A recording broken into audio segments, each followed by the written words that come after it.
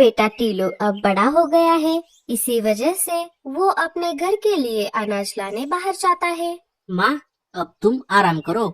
मैं और कालू मामा अनाज ढूंढने के लिए जा रहे हैं। जंगल के आसपास कहीं पर भी अनाज के खेत नहीं है, इसीलिए हम थोड़ा दूर जा रहे हैं। मुझे आने में देर हो जाएगी माँ। ठीक है बेटा, लेकिन ज्यादा दूर मत जाना और अपना ख्याल रखना।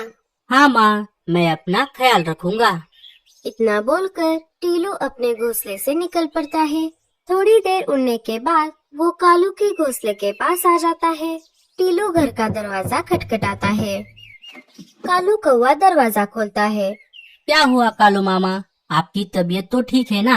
आप बीमार लग रहे हो। अरे ऐसा कुछ नहीं है टीलू बेटा, मैं आराम कर रहा था। चलो हम चलते हैं। दोनों कालू के घोंसले से निकलकर अनाज ढूंढने के लिए निकल पड़ते हैं। कालू की कोई संतान ना होने की वजह से उसे ही घर की सारी जिम्मेदारी संभालनी पड़ती है। कालू को ही अनाज लाने के लिए बाहर जाना पड़ता है। चाहते हुए भी वो घर पर आराम नहीं कर सकता। अगर वो अनाज लाने के लिए बाहर नहीं गया तो वो और उसकी पत्नी भूखे मर जाएंगे। उड़ते उड़ते वो थोड़ा दूर आ जाते हैं। तभी टीलू कालू से कहता है, कालू मामा, वो देखिए कितनी अच्छी फसल है और यहाँ पर कोई इंसान भी नहीं दिख रहा। चलिए हम यहीं से कुछ अनाज ले लेते हैं। हाँ हाँ, चलो चलो। दोनों नीचे आ जाते हैं और थोड़ा अनाज खा लेते हैं। अनाज इकट्ठा करने के बाद वो वापस घर की तरफ निकल पड़ते हैं। दोनों बहुत थक गए थे। टीलू बेटा, मैं बहुत थक गया हूँ। क्या हम थोड़ी देर के लिए कहीं पर रुक सकते हैं? हाँ कालू मामा, हम रुक सकते हैं। वो देखिए आगे एक पानी का झरना है, हम वहाँ पर थोड़ा रुक जाते हैं। थोड़ा पानी भी पी लेंगे और आराम भी करेंगे। दोनों झरने की तरफ निकल पड़ते हैं और नीचे आकर पानी पीने लगते हैं। हाँ, अब मुझे थोड़ा अच्छा लग रहा है। मैं बहुत थक गया था। अच्छा हुआ हम यहाँ पर रुक गए। वो दोनों आराम कर ही रहे थे, तभी टीलू को किसी के चिल्लाने की आवाज आ गई। बचाओ बचाओ, अरे कोई मुझे बचाओ, मुझे इस पिंजरे से कोई बाहर निकालो, मुझे मेरी माँ के पास जाना है। अरे कालू मामा, क्या आपने वो आवाज सुनी? लगता है कोई मुसीबत में है। चलिए हम चलकर देखते हैं। हाँ हाँ, चलो चलो। दोनों आवाज की दिशा की तरफ निकल पड़ते हैं।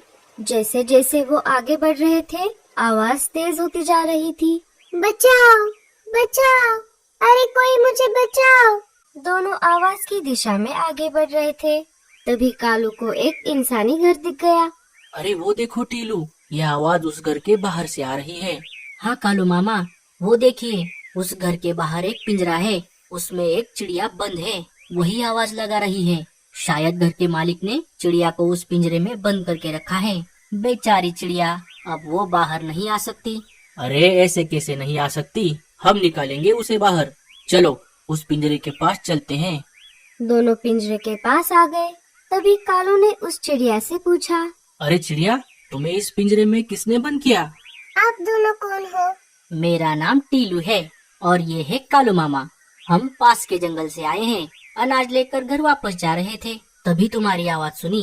अच्छा हुआ आप दोनों यहाँ पर आ गए। मेरा नाम सोनी है। मैं पड़ोस वाले जंगल में अपनी माँ के साथ रहती हूँ। 2 दिन पहले मैं घोंसले से अनाज लाने के लिए बाहर आ गई थी। एक शिकारी ने मुझे अपने जाल में फंसा लिया और बाजार में मुझे इस घर के मालिक को बेच दिया। तब से मैं यहाँ पर बंद हूँ।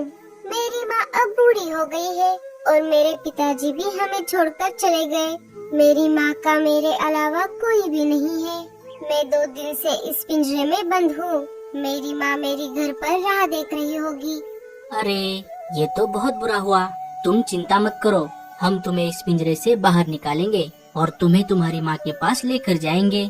हाँ हाँ, हम जरूर तुम्हारी मदद करेंगे। कालू किसी भी ताले को खोलने में माहिर था।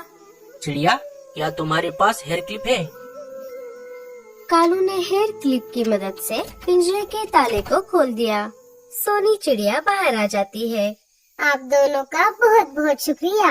अगर आज आप यहाँ पर नहीं आते तो मेरी माँ का क्या होता? कोई बात नहीं चिड़िया, अब चलो हम तुम्हें तुम्हारे घर के पास लेकर चलते हैं। हाँ हाँ, जल्दी चलो। इस घर का मालिक बहुत खड़ूस है। जब से उसने इस पिंजरे में मुझे कैद किया है, तब से उसने मुझे दाना पानी भी नहीं दिया। मुझे बहुत भूख लगी है और प्यास भी। ये तो बहुत बुरी बात है। हमें इस घर के मालिक को सबक सिखाना होगा। अरे कालू मामा, हम उसे बाद में सबक सिखाएंगे। अब हमें यहाँ से चलना चाहिए, नहीं तो इस घर का मालिक बाहर आ जाएगा। हाँ हाँ, चलो चलो। सोनी, टीलू और कालू तीनों वहाँ से निकल पड़ते हैं। रात हो गई थी, सब तरफ अंधेरा था, लेकिन चांद की रोशनी में थोड़ा थोड़ा उजाला था। सोनी चिड़िया आगे उड़ रही थी और वो दोनों उसके पीछे पीछे जा रहे थे। थोड़ी देर बाद सोनी चिड़िया एक पेड़ पर आकर रुक गई। उस पेड़ पर एक बहुत प्यारा घोंसला था। अरे चिड़िया, क्या ये है तुम्हारा घर? हाँ, यही है मेरा घर। कितना अच्छा घोंसला है। अगर ये बाहर से इतना सुंदर है तो अंदर से भी कितना सुंदर होगा।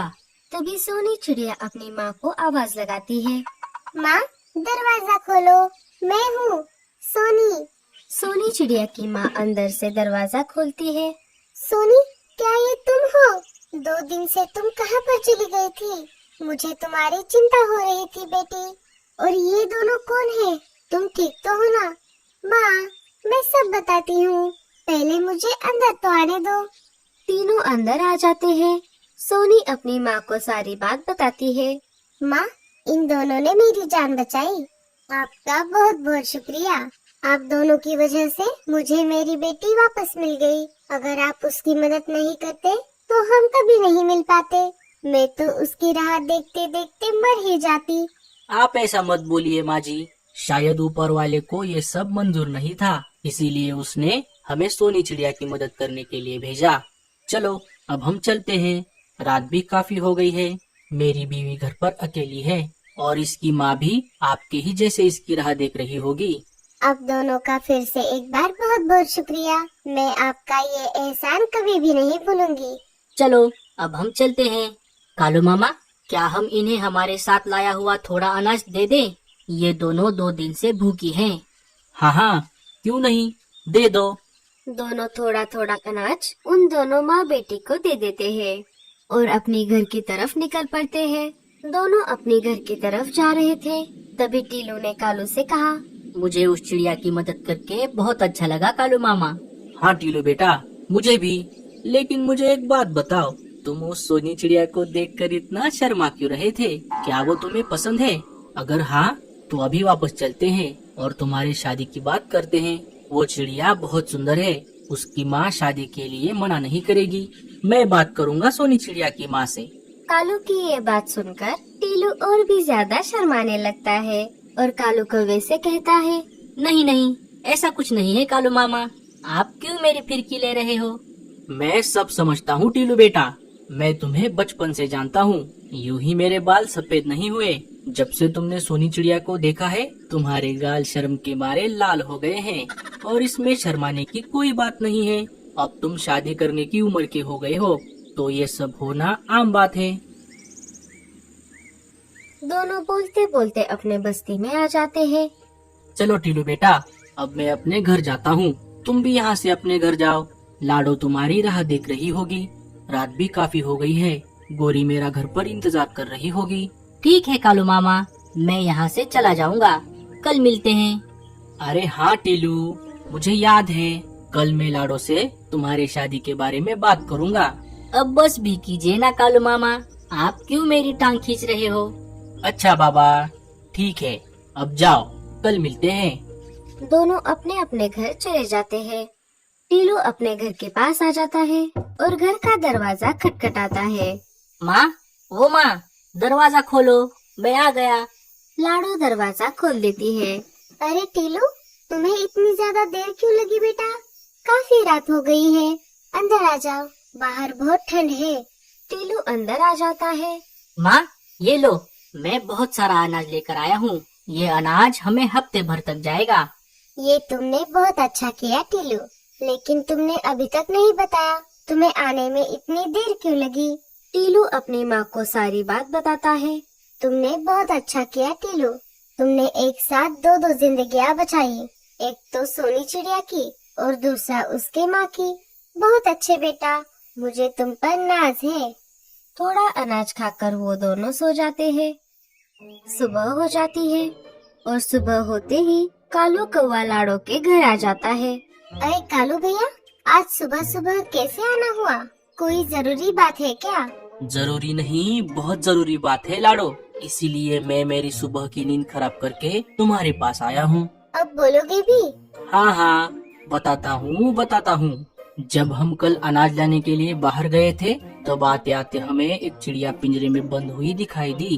वो सब मुझे पता है कालू भैया, कल रात को ही टीलू ने मुझे सब बताया। अच्छा, ऐसी बात है। तब तो उसने तुम्हें सोनी चिड़िया के बारे में भी बताया होगा। हाँ हाँ, उसने मुझे बताया सोनी चिड़िया के बारे में। वो कह रहा था उसका उसके माँ के अलावा इस दुनिया में और कोई भी नहीं है। धत तेरी की, ये टीलू भी ना बहुत भोला बनता है। उसने तुम्हें अपने मन की बात तो बताई ही नहीं। ऐसा क्या है जो उसने अपनी माँ को नहीं बताया? अब आप ही मुझे बताओ कालू भैया, अब मुझे चिंता हो रही है। अरे लाडो, चिंता की कोई बात नहीं है। उल्टा अब तुम्हारी सारी चिंताएं मिटने वाली है। कल हमने जिस सोनी चिड़िया को पिंजरे से आजाद किया, वो चिड़िया टीलू को बहुत पसंद है। अगर तुम कहो तो हम आज शाम को उसके घर जाकर उन दोनों के शादी की बात कर सकते हैं। ये तो बहुत अच्छी बात है कालू भैया। अगर टीलू को पसंद है तो फिर चिंता ही मिट गई। हम आज शाम को जरूर जाएंगे। शाम हो जाती है। कालू और लाडो सोनी चिड़िया के घर आ जाते हैं। सोनी चिड़िया की माँ ने टीलू को पहले से ही देखा था और उसने जब सोनी चिड़िया से पूछा तब उसने भी हाँ भर दी। टीलू और सोनी चिड़िया की शादी तय हो गई और थोड़े दिन गुजर जाने के बाद टीलू और सोनी चिड़िया अपने शादी के बंधन में बंध गए। तो दोस्तों, कैसी लगी आपको हमारी ये कहानी? हमें कमेंट्स में जरूर बताना और स्टोरी अच्छी लगे तो लाइक, शेयर और सब्सक्राइब जरूर कर देना।